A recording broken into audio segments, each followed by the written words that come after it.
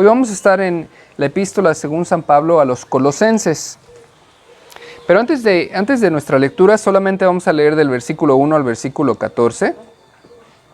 Me gustaría hacerles algunos comentarios acerca de esta carta. Como dice ahí, es una carta a los colosenses. Estas personas vivían en un lugar que se llamaba Colosa o Colosai, en Asia Menor.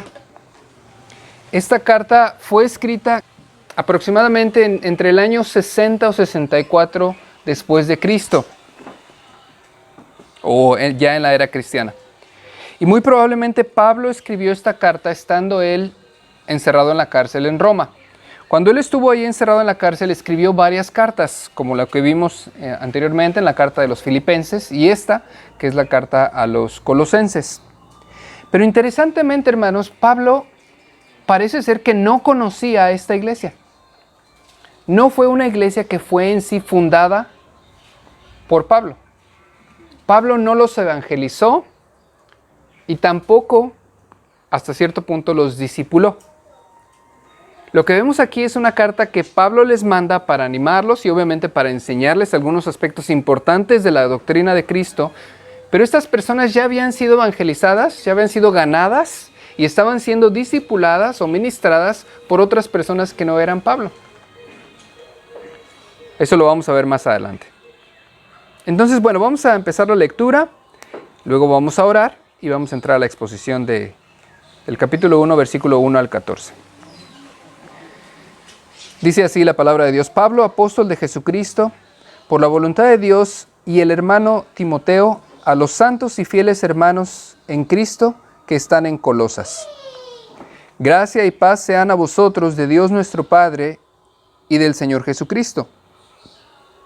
Siempre orando por vosotros damos gracias a Dios, Padre de nuestro Señor Jesucristo, habiendo oído de vuestra fe en Cristo Jesús y del amor que tenéis a todos los santos, a causa de la esperanza que os está guardada en los cielos, de la cual ya habéis oído por la palabra verdadera del Evangelio, que ha llegado hasta vosotros, así como a todo el mundo, y lleva fruto, y crece también en vosotros, desde el día que oíste y conocisteis la gracia de Dios en verdad, como lo habéis aprendido de Epafras, nuestro consiervo amado, que es un fiel ministro de Cristo para vosotros, quien también nos ha declarado vuestro amor en el Espíritu. Por lo cual también nosotros, desde el día que lo oímos, no cesamos de orar por vosotros y de pedir que seáis llenos del conocimiento de su voluntad en toda sabiduría e inteligencia espiritual, para que andéis como es digno del Señor, agradándole en todo, llevando fruto en toda buena obra y creciendo en el conocimiento de Dios, fortalecidos con todo poder, conforme a la potencia de su gloria, para toda paciencia y longanimidad, con gozo, dando gracias al Padre que nos hizo aptos para participar de la herencia de los santos en luz, el cual nos ha librado de la potestad de las tinieblas y trasladado al reino de su amado Hijo, en quien tenemos redención por su sangre, el perdón de pecados. Vamos a orar, hermanos.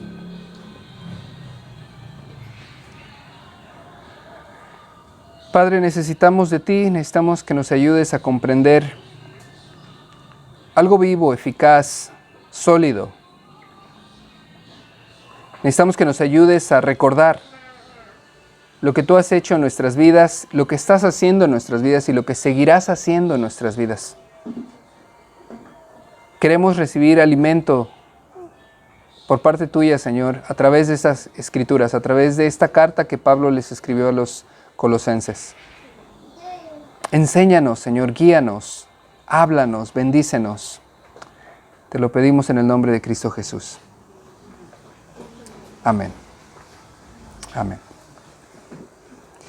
Entonces, si se dan cuenta, dice ahí que Pablo había escuchado de estos hermanos. En el verso 9 dice que ellos oyeron acerca de cómo estos creyentes en Colosenses o en Colosas habían escuchado la palabra y obviamente la habían recibido, habían sido convertidos, sus vidas habían cambiado y ahora estos creyentes estaban caminando en la verdad. Y Pablo entonces les escribe aquí para animarlos. Fíjense cómo empieza la carta, obviamente a través de un saludo. Les dice que él les está escribiendo junto con el hermano Timoteo y los demás santos y hermanos fieles en Cristo que están en Colosas. O sea, los incluye a ellos. Les está diciendo a nosotros, ustedes somos personas que hemos sido santificadas. Ahora estamos viviendo una vida en santidad. A los santos y fieles hermanos en Cristo que están en Colosas. No necesitamos conocerlos. Pero al haber escuchado que recibieron el Evangelio, que ustedes son creyentes en Cristo, en ese momento nos volvemos parte de la misma familia. Y les manda, como siempre es costumbre de Pablo, gracia y paz a todos ellos por medio de Dios el Padre y del Señor Jesucristo. Y después les dice, igual que como les dijo a los filipenses, ¿verdad? Que Él ora por ellos, que Él quiere, obviamente, su crecimiento. Dice que da gracias a Dios por lo que está pasando en sus vidas, etc. Verso 4, habiendo oído de vuestra fe en Cristo Jesús y del amor que tenéis a todos los santos. Algo había característico, hermanos, hermanas, en la vida de los creyentes del primer siglo. Que cuando recibían la palabra de Dios, había una conversión tal que los llevaba a vivir vidas muy diferentes, a tal manera que las personas a su alrededor veían un cambio, veían una diferencia.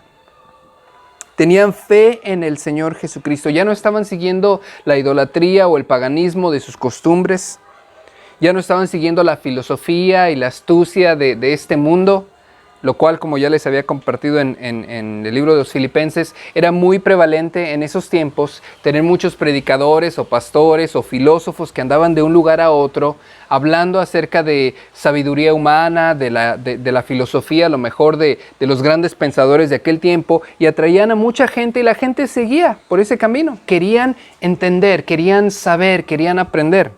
Y vamos a ver un poquito más de esto más adelante y en los siguientes capítulos de este evangelio, o más bien de esta carta a los colosenses. Ellos estaban de alguna manera siendo presas, por así decirlo, de muchos de estos predicadores que venían a filosofar, venían a enseñarles pensamiento humano, y Pablo les quiere advertir que se guarden de eso. Vamos a ir un poquito más adelante a eso. Entonces dice, ellos tenían una fe en Cristo Jesús y además dice, tenían un amor hacia todos los santos. A pesar de que estaban separados, a pesar de que habían iglesias en diferentes lugares y a lo mejor las distancias eran largas y no se podían ver muy seguido, tenían amor por todos los santos, entre ellos y obviamente por todos los demás. Y después Pablo les empieza a hablar acerca de una esperanza, el verso 5, dice, a causa de la esperanza que os está guardada en los cielos, de la cual ya habéis oído por la palabra verdadera del Evangelio. Hermanos, el Evangelio es, yo no sé qué opines tú acerca del Evangelio, pero si tienes un concepto bíblico del Evangelio, lo que vamos a ver ahorita va a resumir, por así decirlo, qué propósito o qué fruto tiene el Evangelio en la vida de una persona. El Evangelio no solamente son buenas noticias, eso ya lo sabemos. El Evangelio tiene un propósito en la vida de las personas. Y a lo mejor tú has escuchado muchas veces el Evangelio, tienes años escuchando el Evangelio. Pero a veces yo me pregunto, en mi propia vida, yo conozco mucho del Evangelio, he estudiado mucho de las Escrituras, sé mucho de Dios, he estudiado teología, estoy todavía en un estudio teológico y es algo que continúa y voy a continuar estudiando por muchos años más. Pero pienso, ¿de qué me sirve tener todo este conocimiento si no hay una aplicación de este conocimiento en mi vida? Si no estoy viendo el fruto de lo que Dios dice en la palabra en mi diario vivir. Si no estoy experimentando, pues, el propósito del Evangelio en mi vida. ¿De qué me sirve tener tanto entendimiento, tanto conocimiento, tanta filosofía, tanta teología, si no tengo el fruto de lo que Dios quiere? Pero Pablo les dice aquí a los colosenses, ustedes ahora tienen una esperanza. Esa es la primera cosa que trae el Evangelio, esperanza. Nos da una esperanza. Cuando todo se ve perdido, cuando pensamos que nuestra vida a lo mejor está en caos, cuando a lo mejor vemos mucha maldad en el mundo, a lo mejor hemos sufrido mucho en nuestra vida, a lo mejor de niños padecimos muchas dificultades, necesidades, lo que sea, abuso, lo que sea. Y a lo mejor en nuestra vida nos sentimos rotos, nos sentimos quebrantados, a lo mejor en nuestro corazón, en nuestra mente, sentimos como que no hay que alcanzar en esta vida. El Evangelio trae una esperanza. Dios quiere que escuchemos que Él tiene algo preparado para nosotros. Pero no es una esperanza que podamos obtener solamente en esta tierra. Dice que es una esperanza que está, ¿qué? Guardada en los cielos. O sea, el Evangelio no solamente viene a convertirnos en esta vida y nos da una guía, una meta, sino que nos da también una esperanza para el reino de los cielos, en un futuro. Está guardada esta esperanza para nosotros. Y dice, de la cual ya habéis oído por la palabra verdadera del Evangelio. Un Evangelio que es puro, que es verdadero, que es recto, que es justo, que es conforme a Dios, da a la gente esperanza. Dice el verso 6, que ha llegado hasta vosotros, así como a todo el mundo. El Evangelio hoy en día está siendo predicado en todas las naciones. Por ahí alguien me dijo que en este lugar, en esta ciudad, hay cientos de iglesias. Cientos. No decenas. Cientos de iglesias en esta ciudad predicando la Biblia. Con diferentes maneras y diferentes tradiciones tal vez, pero el Evangelio está siendo predicado. No hay excusa, no hay pretexto para Chetumal que el Evangelio fue predicado aquí. Y así nos podemos ir por toda la península, y nos podemos ir por todo México, y nos podemos ir por toda Latinoamérica. El Evangelio está siendo predicado en todo el mundo, en toda lengua, en toda tribu, en toda nación. Y aún aquellos en los cuales todavía no ha llegado el Evangelio, ya hay gente que se está preparando para ir a esos lugares. Porque Dios pone el deseo en la vida de los seres humanos de compartir el Evangelio. Aquellos que ya conocemos el Evangelio, cuando hemos recibido esa esperanza, esa paz, ese perdón de nuestros pecados, Dios nos da el deseo de llevarlo y compartirlo a otro. ¿Cómo no? Lo vamos a compartir. Entonces Pablo les decía a los colosenses, ustedes hermanos ya recibieron el Evangelio, pero entiendan que también este Evangelio está siendo publicado en todo el mundo. ¿Y qué? Dice, y lleva fruto. Era lo que les decía hace un momento, el Evangelio produce cambios. El Evangelio transforma la vida de la gente, transforma familias, renueva, cambia, sana matrimonios, sana heridas, sana todo lo que sufrimos en nuestra juventud, en nuestra niñez, en nuestra adolescencia. Remueve, quita la amargura, quita la malicia, quita la idolatría. Toda esa perversión que este mundo nos trae, el Evangelio lo transforma. Trae fruto. Y dice que este fruto, ¿qué hace? Dice, este fruto crece. Es como cuando uno planta una semilla, ¿no? De algo, supongamos un aguacate, un coco, lo que sea. Lo lógico es que después de unas semanas, esa semillita que haga, empieza a brotar, ¿verdad? Y se queda así chiquita, ¿verdad que no? Sigue creciendo. Y uno le echa agüita y uno la mueve al sol o la pone a la sombra, lo que sea. A veces le da uno un poco de alimento, un fertilizante, ¿y qué pasa? Sigue creciendo. ¿Para qué? Para dar fruto. De nada sirve tener un palo de aguacate si no nos da, ¿verdad? De nada sirve tener un palo de limón si no nos da limones. El propósito del Evangelio, cuando es plantado en el corazón del ser humano, es no solamente que crezca, sino que dé fruto. Pero está ese elemento de crecer, crecer, crecer. No es para quedarse estancado, no es para quedarse chico o joven o bebé en el Evangelio, es para crecer, madurar. Dice entonces que este Evangelio lleva fruto y crece también en ustedes, también en vosotros. Dice, desde el día que oíste y conociste la gracia de Dios en verdad. Y yo quisiera preguntarte, para que tú analices, ¿no?, en tu propia vida, dos cosas. Una, si en verdad tú conoces de manera personal la gracia de Dios. Si tú no solamente has escuchado el Evangelio, pero tú sabes, tú conoces la gracia de Dios. Lo que Dios te ha dado, que no te mereces, que es su perdón, su salvación. ¿Lo conoces? ¿Conoces la gracia de Dios? Y si conoces la gracia de Dios, entonces recuerdas lo que Dios hizo en tu vida. ¿De dónde te sacó Dios? Desde el día que escuchaste, desde el día que Dios te transformó, desde el día que te cambió hace a lo mejor 1, 2, 3 décadas, yo qué sé, cuánto tiempo tengas, a lo mejor unos cuantos años nada más, pero ¿recuerdas lo que eras antes de Dios y lo que eres ahora? ¿Recuerdas cómo era tu vida antes de Cristo y ahora de qué es después de Cristo? Es importante recordar esto, hermanos. ¿Saben por qué? Porque estamos a un paso de volvernos a hacer lo mismo que éramos antes.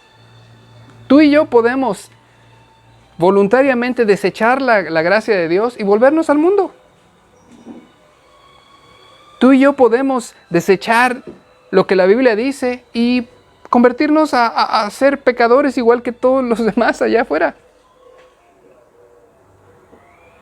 O bien, si tú no has experimentado la gracia de Dios, pero has escuchado mucho del Evangelio, entonces, ¿qué propósito, qué meta ha logrado el Evangelio en tu vida?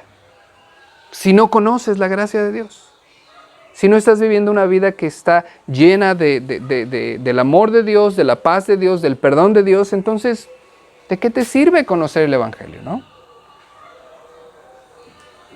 Dice que el Evangelio fue predicado a ellos en el verso 7 por este señor Epafras. Este señor Epafras muy probablemente era de ahí, de esa zona de Colosas. Si gustas darle vuelta ahí en el mismo libro, un poquito más adelante, en el capítulo 4, ahí en la misma carta, capítulo 4, Pablo vuelve a referirse a este señor Epafras.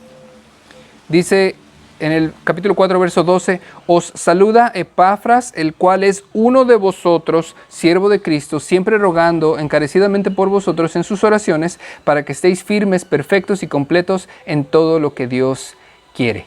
Porque de él doy testimonio de que tiene gran solicitud por vosotros y por los que están en la Odisea y los que están en Hierápolis. O sea, este señor Epafras era un consiervo, un ministro, un predicador, que a lo mejor, como dice ahí, era uno de ellos. A lo mejor era él de esa zona de Colosas, y él escuchó el Evangelio. Obviamente Dios lo llamó al ministerio, y ¿qué creen? Empezó a compartir a Cristo.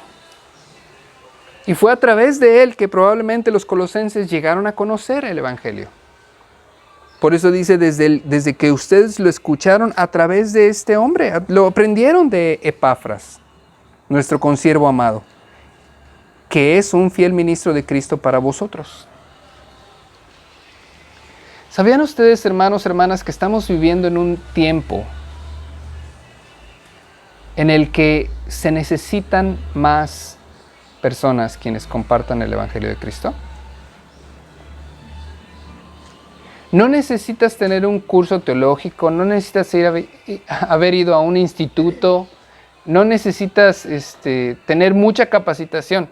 Con lo que sabes es suficiente para compartir el Evangelio con otros. Y algunas veces hasta más que necesario, más que suficiente.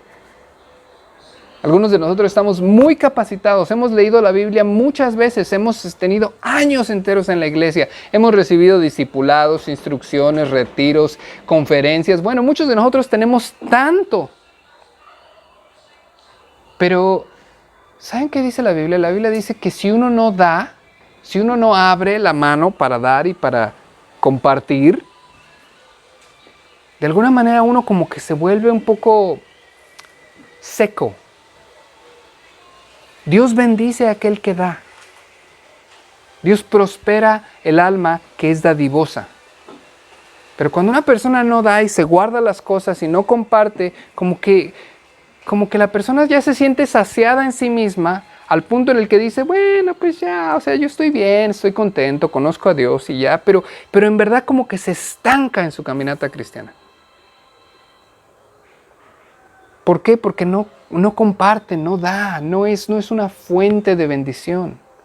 Es como un agua, así precisamente, en una fuente que cuando no se cambia o cuando no se refresca, ¿qué pasa? Se echa a perder, ¿verdad? Llega el mosquito, pone su larva, luego ya se vuelve un estanque de criadero de mosquitos, y luego si uno no lo limpia, no le echa cloro, no cambia el agua, ¿qué pasa? Llega el alga, se pone verde, ya se vuelve agua estancada. ¿Y qué pasa después con esa agua estancada? ¿Apesta? ¿Podemos meter un pez ahí en esa agua? No. ¿Podemos beber de esa agua? No. ¿Podemos inclusive echarle de esa agüita a nuestras plantas? Yo creo que no. Porque ya no está buena, pues. Porque se estancó. Porque no fluyó, porque no cambió, porque no se mantuvo fresca esa agua. Ese fluir. De ahí la importancia de mantenernos dando y compartiendo. Como este hombre, ¿verdad? Epafras, quien conocía del Evangelio, iba y compartía a los demás. Y bueno, ¿qué más, hermanos? ¿Qué más podemos aprender de esto? A partir del versículo número 8 en adelante, a mí me gustaría tomar aquí un momento para explicar algunas cosas acerca de la filosofía o de lo que la gente pensaba en aquellos tiempos, y vas a ver en el texto cómo Pablo hace referencia a esas cosas. Pero fíjate cómo dice que este señor Epafras, quien había sido un fiel ministro para Cristo, para ellos, quien también nos ha declarado vuestro amor en el Espíritu. O sea, él decía, no solamente yo les compartí a Cristo, pero hay fruto, hermanos. Ellos se convirtieron y ahora están en el Espíritu. Ahora aman a Dios, ahora aman a la gente de Dios, a los cristianos. Estos colosenses son personas quienes son personas de amor y quienes están en el Espíritu. Verso 9, por lo cual también nosotros, dice Pablo, desde el día que oímos no cesamos de orar por vosotros y de pedir que seáis llenos de conocimiento de su voluntad en toda sabiduría e inteligencia espiritual. Aquí vamos, hermanos, a esto. Fíjense cómo en ese verso dice que Pablo oraba ¿para qué? Para que ellos fueran, ¿qué dice ahí? ¿Llenos de qué? ¿De conocimiento? ¿De qué más? ¿De qué voluntad? De la voluntad de Dios, ¿verdad? ¿Qué más? A ver, ahí está. Entonces Pablo quería que estos colosenses no solamente oyeran y recibieran el Evangelio. Él no solamente quería que fueran transformados por el Evangelio y que fueran personas llenas de amor o llenas del Espíritu Santo, lo cual ya es mucho, en verdad. Pero dice, pero nosotros oramos para que ustedes, colosenses, dice, crezcan, para que abunden, para que se llenen de conocimiento de la voluntad de Dios, de sabiduría y de inteligencia espiritual. 3 cosas, hermanos. Para que se llenen de conocimiento de la voluntad de Dios, de sabiduría y de inteligencia espiritual. Vamos a ver otras cosas más adelante que también Pablo oraba por ellos o quería también para ellos. Pero estas 3 cosas son importantes. ¿Por qué, hermanos? Porque no es lo mismo el tener nada más un conocimiento básico de Cristo, el ser convertidos, ser salvos, tener el perdón de nuestros pecados, no es lo mismo a crecer en el conocimiento de la voluntad de Dios para nuestras vidas. Es como, supongamos, cuando aprendes a manejar. No es lo mismo mover un coche a manejar, ¿verdad? Cualquiera puede mover un coche. Se sube, más si es automático, pues te subes y le mueves una palanquita, aceleras, te paras y ahí te vas, ¿verdad? Le frenas, le aceleras, le paras la palanquita. Sencillo. Cualquiera puede mover un coche. Puedes ir a la tienda y regresar sin mayor problema. Otra cosa es ser un chofer. Otra cosa es manejar, aprender las reglas de tránsito. Otra cosa es salir a carretera. Otra cosa es manejar en otro país o en la Ciudad de México. Es muy diferente, hermanos, saber manejar bien. Entonces, hagan de cuenta que esto es más o menos lo que Pablo le estaba diciendo a los colosenses. Hermanos, no es suficiente con saber acerca de la gracia de Dios y de la conversión o el perdón de nuestros pecados. Eso es muy bueno, pero ustedes necesitan saber cómo quiere Dios que vivan sus vidas. Necesitan crecer en un conocimiento de la voluntad de Dios para sus vidas. Para nuestras vidas, ¿verdad? ¿Qué le agrada a Dios? ¿Qué quiere Dios de mí en lo personal? ¿Qué quiere Dios de ti? ¿Cómo te va a usar Dios? ¿Qué quiere que cambies? ¿Qué quiere que hagas? ¿Cómo quiere que vivas tu vida? Hablábamos el otro día acerca de dones y talentos espirituales. ¿Qué dones te ha dado Dios? ¿Cómo los estás usando? ¿Cómo ponerlos por práctica? Eso es crecer en el conocimiento de la voluntad de Dios para nuestras vidas. Pero también dice que Dios quiere que crezcamos ¿en qué? En sabiduría. Una cosa es el conocimiento de la voluntad de Dios y otra cosa es sabiduría. Déjenme explicarles. El conocer la voluntad de Dios quiere decir tener discernimiento. En otras palabras, entender claramente qué quiere Dios, qué no quiere Dios. Qué le gusta a Dios, qué no le gusta a Dios. Si esto es bueno o es malo. Si esto es pecado o no es pecado. Eso es el conocer la voluntad de Dios. Pero la sabiduría es diferente. Uno puede crecer en edad. Uno puede llegar a ser viejo y tener mucho conocimiento, pero no ser muy sabio. Porque la sabiduría es otra cosa. La sabiduría es saber cómo aplicar lo que Dios nos enseña en el diario vivir. Saber que en esta situación yo debo de comportarme de esta manera. Saber que en este momento de dificultad o en esta discusión o en lo que Dios me dice a lo mejor es que me calle, a lo mejor que guarde mi paz. Todo hombre sea pronto ¿para qué? Para escuchar, ¿verdad? Para oír. ¿Tardo para qué? Hablar, para gritar, para decir, para presentar tu argumento, para decir que yo estoy bien y tú estás mal. Y dice, ¿y tardo para qué? Airarse. No te enojes rápidamente. Y a veces tenemos situaciones en el día a día que no somos muy sabios. Estamos en esa situación y lo que debemos hacer es escuchar. Y sin embargo hablamos. Lo que debemos hacer es entender y sin embargo decimos, no, es que tú, que no es que... Debemos de calmarnos. Y al contrario, nos exasperamos. Perdemos nuestra paz, nos enojamos. ¿Fuimos sabios? No. ¿Sabemos lo que dice la Biblia? Sí. Lo ponemos en práctica. Ahí está la diferencia entre conocer y ser sabio. Entonces Dios quiere que crezcamos no solamente en el conocimiento de su voluntad, pero también en sabiduría, hermanos. Sabiduría. Y dice también ahí,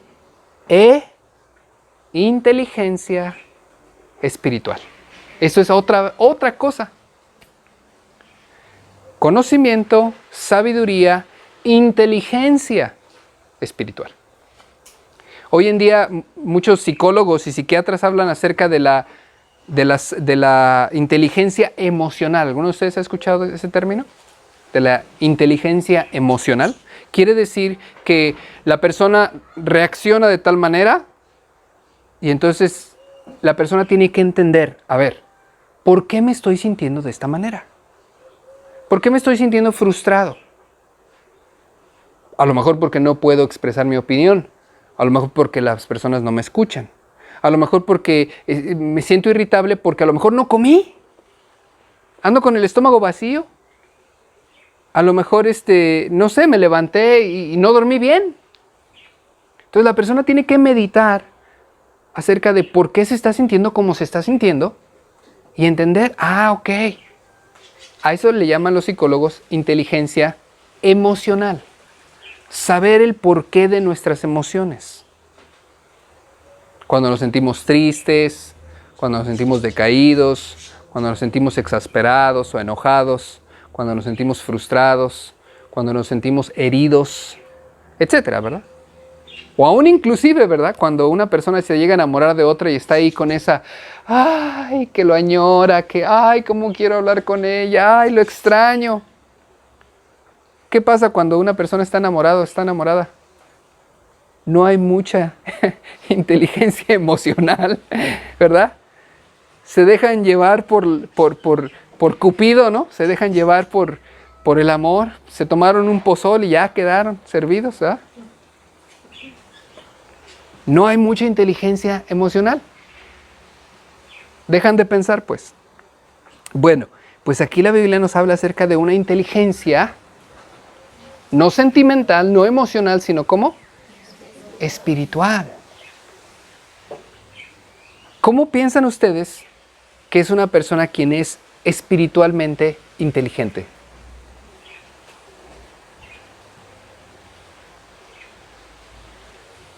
Les voy a dar un ejemplo para que más o menos se ayuden. Una persona va y estudia contaduría, o arquitectura, o ingeniería. Va a la escuela años y años y años, saca su título, ya. Terminó la escuela. Leyó muchos libros, escribió muchos artículos, participó en muchos proyectos, etc. Le enseñaron cómo ser un contador, un arquitecto, un ingeniero. Esa persona, a lo mejor, tiene mucho conocimiento, ¿verdad? Es una persona que tiene mucho conocimiento. La sabiduría sería aplicar ese conocimiento en su día a día, en su trabajo. Pero cuando una persona es inteligente, es cuando de repente, así de la nada, le llegan al contador y le dicen, oye, ¿sabes qué? Tenemos este problema, nos metimos en este asunto con el fisco y no sometimos los números que debíamos. Y, híjole, ya estamos en esta situación, ¿qué hacemos? Una persona que es inteligente en su ramo de contaduría empieza a analizar la situación y empieza a pensar, a ver, ¿qué podemos hacer aquí? ¿Qué podemos hacer acá? A ver, la ley dice así, a ver, es que esto se puede hacer. Ya sé. Y encuentran la solución para ese problema en ese momento. Eso es inteligencia en el área de contaduría. Lo mismo podríamos decir en el área de la arquitectura, por ejemplo, ¿verdad? Están construyendo la casa, de repente llegan un momento donde ya le echamos más cemento y no, la mezcla quedó mal, no, es que esa pared se va a caer, está chueca, lo que sea. Llega el arquitecto y ve y empieza, echa a andar sus neuronas y dice, a ver, tranquilos, un momento, no pasa nada, no se espanten, y soluciona el problema. A eso es a lo que se refiere tener una inteligencia en el área de la arquitectura. Entonces, cuando estamos hablando de una inteligencia espiritual, cristianamente hablando, ¿a qué nos referimos?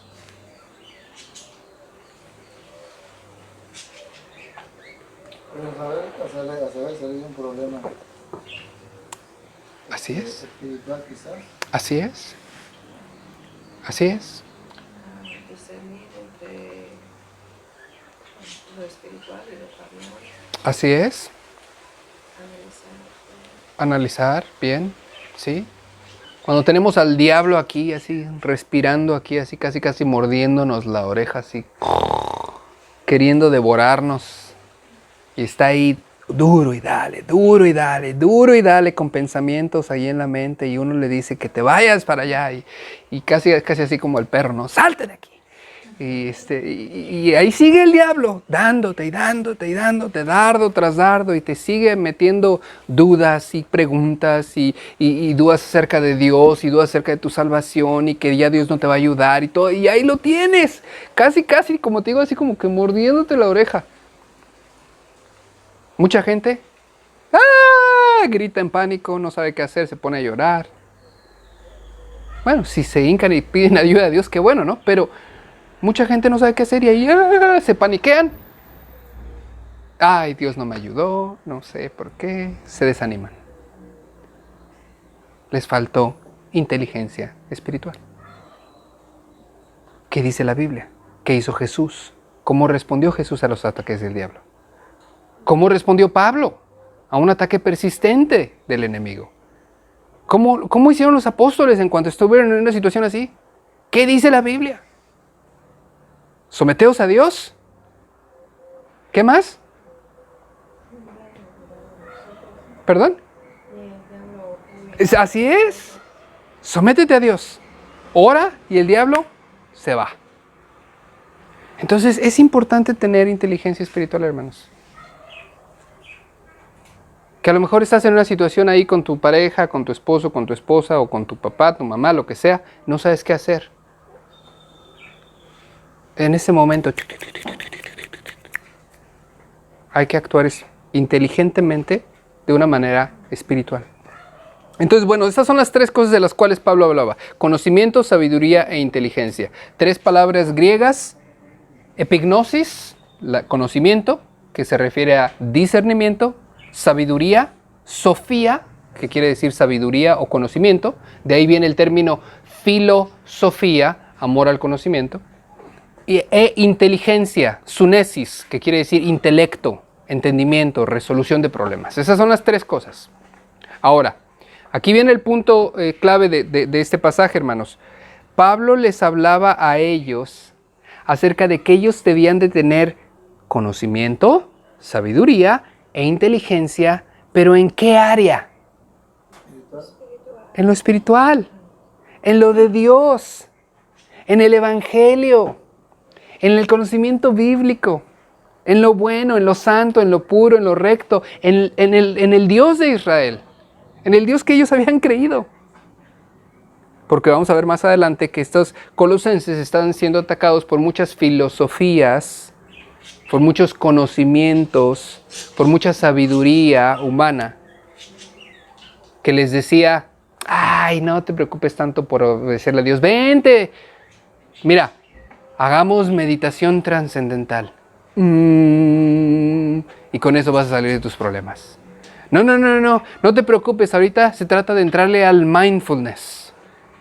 Así casi te sobas aquí las encías y estás pensando, todo va a estar bien, todo va a estar bien, todo va a estar bien, soy bueno, soy justo, soy muy inteligente, soy una persona llena de...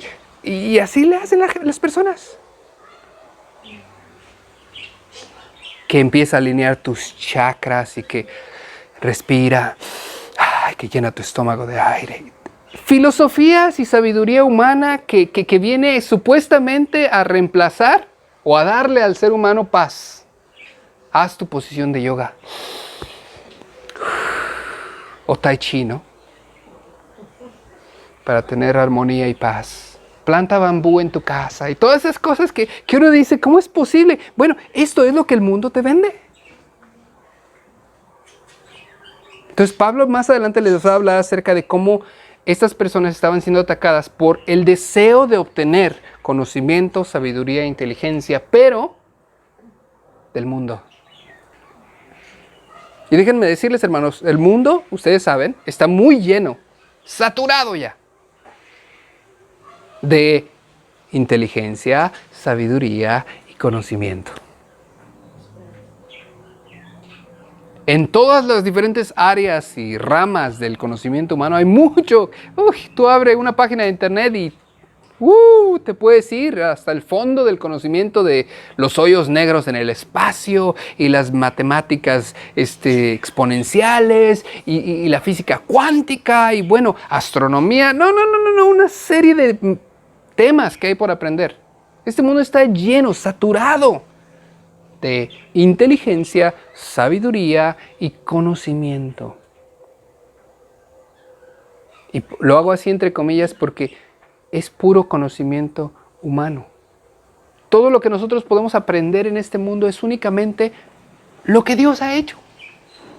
Nosotros lo único que estamos haciendo es descubriendo lo que Dios ha hecho.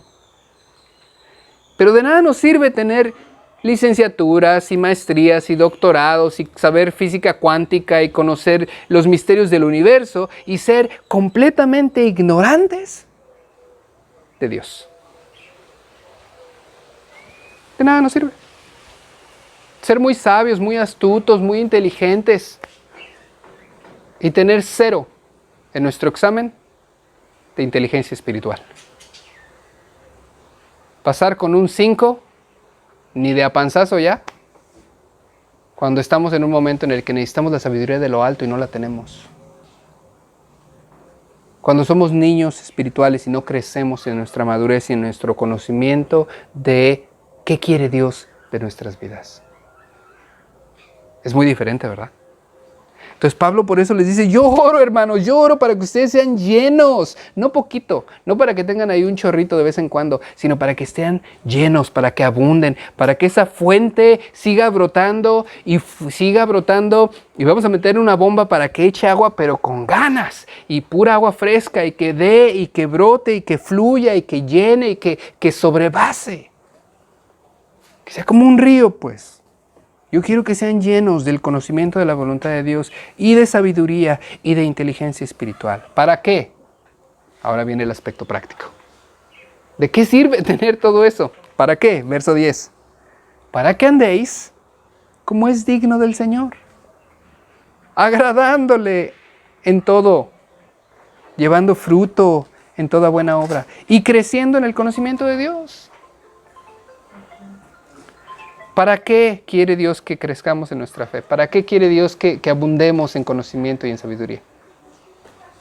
Para que vivamos bien, para que seas bendecido, para que conozcas más a Dios en su persona, no la teología, no la Biblia, para que conozcas a Dios, para que Él se revele más a tu vida, para que tú tengas una vida más cercana a Él, para que tengas una relación más cercana con Él.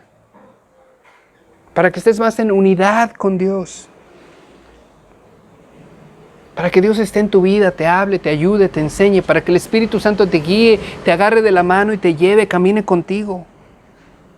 ¿Para qué? Para que tu vida sea una vida fructífera, con mucho fruto, llevando fruto en toda buena obra. Para que lo que hagas sea bien hecho, sea en Cristo, sea en Dios.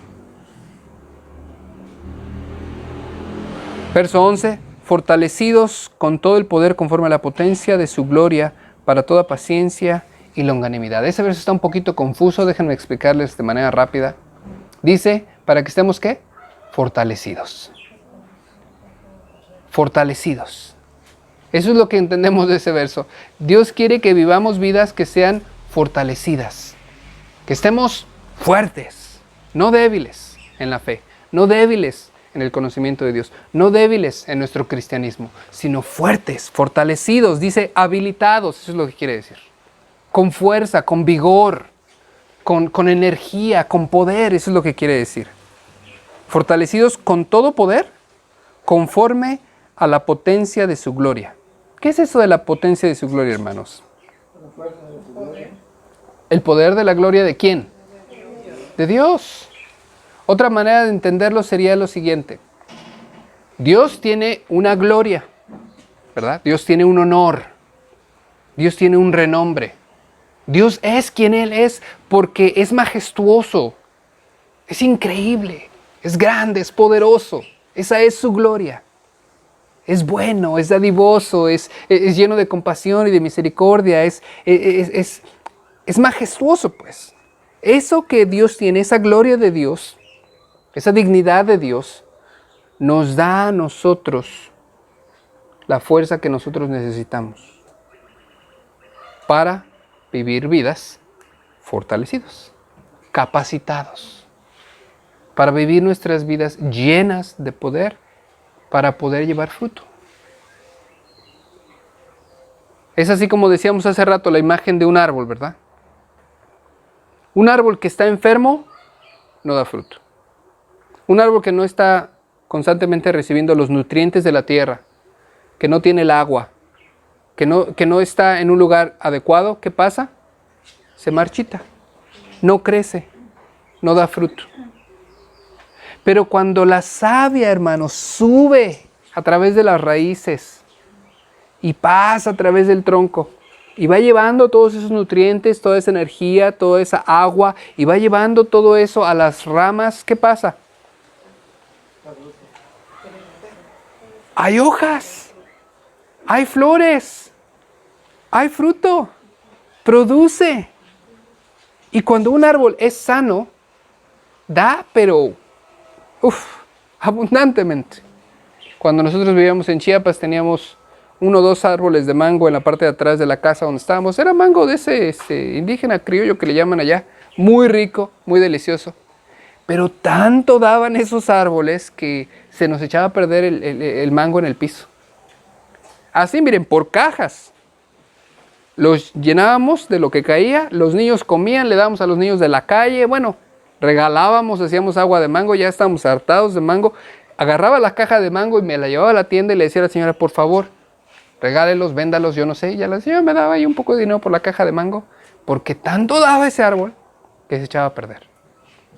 Cuando un árbol está sano, produce mucho fruto. Dios quiere que seamos fructíferos, hermanos, llevando fruto en toda buena obra y conocimiento, el verso 10, y luego verso 11, fortalecidos, ¿para qué? Para que tengamos paciencia, para que duremos, para que permanezcamos, para que tengamos longanimidad. Eso quiere decir tener paz, paciencia, estar tranquilos, para que perseveremos en nuestro camino hasta el día de que Dios nos llame a dar cuentas. Verso 12, con gozo. Qué importante es, ¿verdad?, tener gozo en nuestras vidas. Ya lo hablamos también hace poco tiempo. Gozo no es estar así todo el día, ¡woohoo! Estamos de fiesta y... No. Gozo es tener paz y tranquilidad constante. Sí hay momentos de altos o bajos, pero en general, nuestras vidas, para con Dios, yo y Dios, estamos bien. Mi matrimonio está bien, mi familia está bien, ahí la llevamos, estamos en paz. Tenemos gozo. Es muy importante el gozo para la vida del ser humano. Con gozo, dando gracias al Padre que nos hizo aptos para participar de la herencia de los santos en luz. ¿Cuál es la herencia de los santos, hermanos? Cristo. La herencia de los santos es Cristo. La herencia de los santos es vida eterna. Perdón de pecados. Va a decirlo en el verso 13 y 14. El cual, el Padre, el cual nos ha librado de la potestad de las tinieblas y trasladado al reino de su amado Hijo, en quien tenemos redención por su sangre, el perdón de los pecados. Qué hermoso. Fíjense cómo Dios quiere que todos y cada uno de nosotros, hermanos, el plan de Dios para cada uno de nosotros, desde que lo conocemos hasta la vida eterna, el plan de Dios es abundante, grande, fructífero.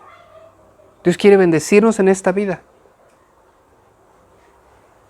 Crecer, madurar, dar, compartir, ser fructíferos, dar a los demás, compartir a Cristo, dar el amor de Cristo, compartir el Evangelio, ganar a muchos otros para Cristo.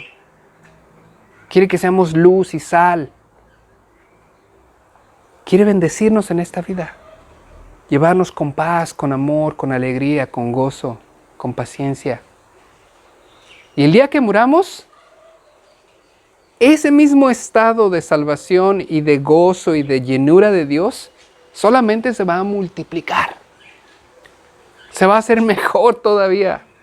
Porque ahora ya no vamos a estar, una vez que muramos, ya no vamos a estar en este cuerpo de carne y sangre que padece y que duele y que se cansa, sino vamos a estar en un cuerpo glorificado que va a vivir eternamente. El conocimiento que teníamos de Dios intelectualmente, espiritualmente, ya no va a ser únicamente así, va a ser un conocimiento presencial. Va a ser una relación física presencial en la cual vamos a poder tener interacción, así como ahorita estamos teniendo interacción con Dios. Viviendo donde Él vive, estando donde Él está, gozando de su presencia todo el tiempo. Hermanos, esto solamente va para mejor. Eso es lo que quiere Dios de nuestras vidas. Por eso dice que nos libra de las tinieblas y nos lleva a su luz. nos traslada del reino del diablo al reino de su Hijo. Y en Él, en Cristo Jesús, tenemos redención, perdón de nuestros pecados por medio de su sangre. Terminamos con esto, hermanos. Yo quiero que ustedes se pregunten a sí mismos. ¿Estamos aumentando, estamos creciendo en nuestro conocimiento de Dios? No solamente en el conocimiento bíblico, en nuestro conocimiento, nuestra experiencia de Dios, nuestra relación con Dios. Estamos creciendo. ¿Nos estamos volviendo más sabios y más inteligentes espiritualmente? Pregúntate a ti mismo, a ti misma. ¿Estás fortalecido en tu caminata cristiana? ¿Andas fuerte en tu fe, en tu ánimo por Dios? ¿Andas así, enjundioso, como decimos en la Ciudad de México, con ganas? ¿Quieres amar a Dios y quieres amar a tu prójimo y quieres compartir a Cristo y andas así como, échenle?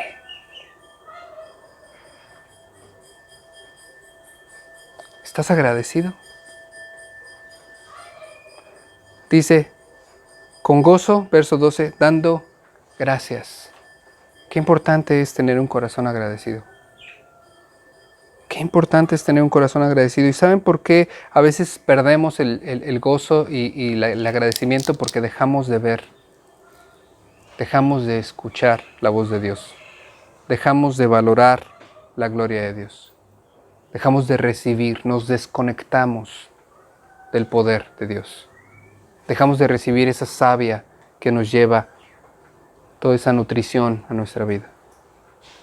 Descuidamos la oración, descuidamos la alabanza de Dios, descuidamos el tiempo en las Escrituras, descuidamos lo que ven nuestros ojos, lo que oyen nuestros oídos, descuidamos. Y yo me incluyo también en eso, hermanos. No crean que yo estoy exento de eso. Cuando yo veo que yo me dedico más a hacer estas cosas y a tener una devoción para con Dios, le decía yo a Dios ayer y hoy en la mañana, Dios, yo quiero, como te he pedido muchas veces, yo quiero amarte con todo el corazón, toda el alma, toda la mente, todas las fuerzas. Yo quiero amarte con todo mi ser. Porque somos seres humanos y a veces ese amor como que se apaga, como que mengua, como que ya no le vemos la importancia.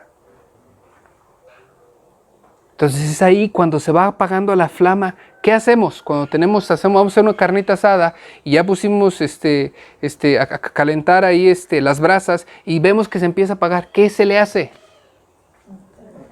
Se le echa aire. Hay que atizarle. ¿Para qué? Para avivarla. Entonces así, hay que atizarle.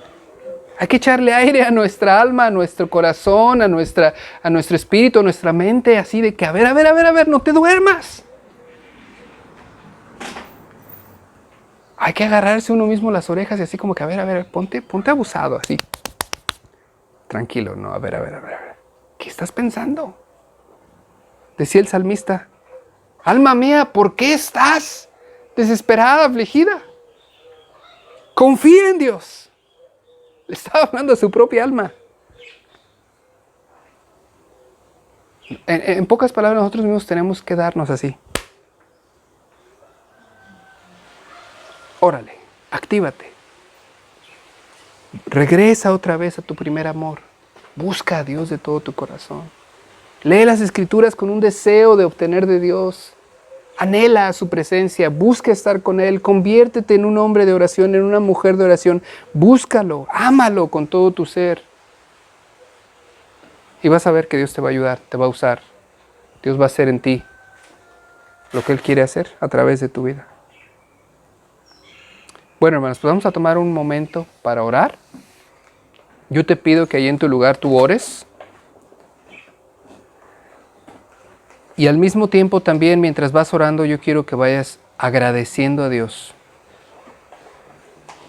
por todo lo que Él ha hecho en tu vida, por lo que sigue haciendo en tu vida y por lo que va a hacer todavía en tu vida. Padre, tu palabra nos ha hablado el día de hoy, Señor. Gracias por todo. Gracias por tu palabra. Estamos muy agradecidos, Señor, porque no somos dignos y sin embargo tú nos llamas. Nos sanas, nos limpias, nos restauras. Bendito seas, Señor.